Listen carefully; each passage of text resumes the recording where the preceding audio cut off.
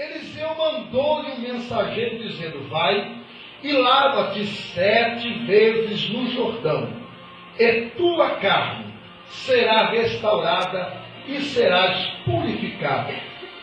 Porém, Naamã indignou-se. Repita, porém, com mais vida, diga, porém, Naamã indignou-se muito e se foi dizendo: eu pensava, diga, eu pensava que ele certamente sairia e por-se-ia em pé, invocaria o nome do Senhor, o seu Deus, e agitaria a mão sobre o lugar infectado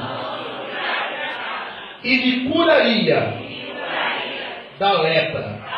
Com mais vida, diga: não são Abana e Farfar, rios de Damasco, melhores do que todas as águas de Israel?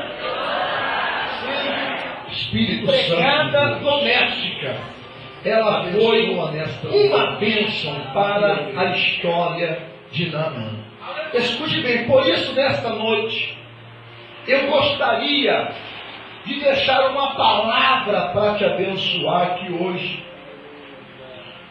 Eu fiz você repetir comigo algumas frases, porque esses 2 versículos que nós lemos, o versículo 11 e o versículo 12, está revelando a fala de Naamã. Primeiro, aqui no versículo de número 11, está revelando que Naamã indignou-se. Olha a posição daquele homem. Ele estava numa situação miserável, ele estava leproso, ele estava morrendo. Olha o quadro de Naamã. E ele ainda se achou no direito de querer se indignar. Quantas pessoas hoje estão assim?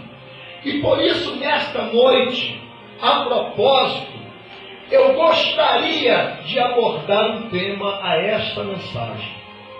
Sabe qual é o tema que o Senhor colocou no meu coração aqui hoje? A trama da ilusão. A trama da ilusão. Porque, na verdade, o que Naamã estava falando, proclamando com a sua boca, era uma verdadeira ilusão. E por que não dizer uma verdadeira utopia? Você sabia que tem muitos crentes hoje vivendo uma utopia na sua história? Você sabia que tem muitos cristãos hoje que estão vivendo não sonhos, mas ilusão? E você sabia que entre ano, sai ano, ele não conquista nada. Por quê? Porque esta pessoa está impregnada de ilusão. É tão séria essa questão que o profeta mandou ele ir para um lugar e ele queria ir para outro.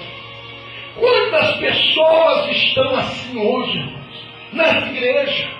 Irmão, entenda uma coisa. Sabe por que eu e você fomos resgatados?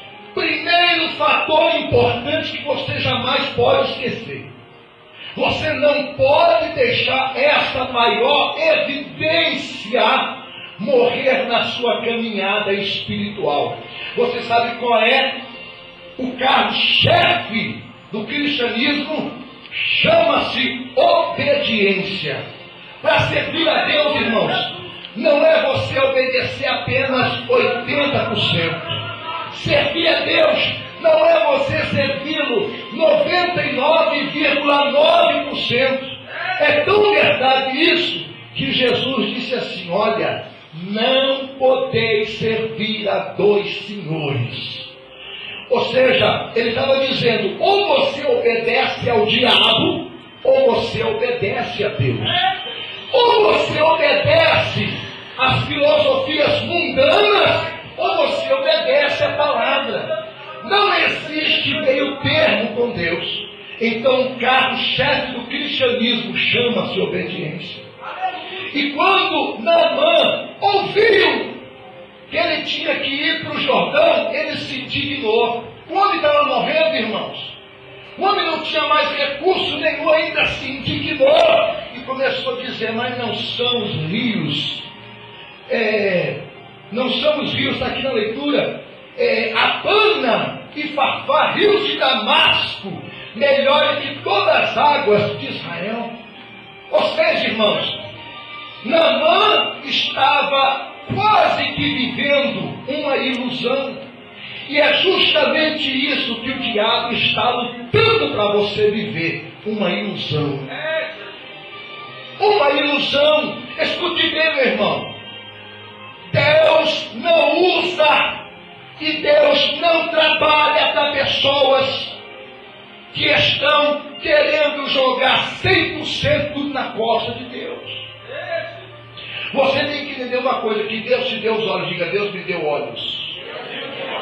Irmão, não diga com preguiça, diga com vida. Diga: Deus me deu olhos. Diga: Deus me deu 2 pernas. Diga: Deus me deu 2 braços. Diga: Deus me deu uma fé tremenda.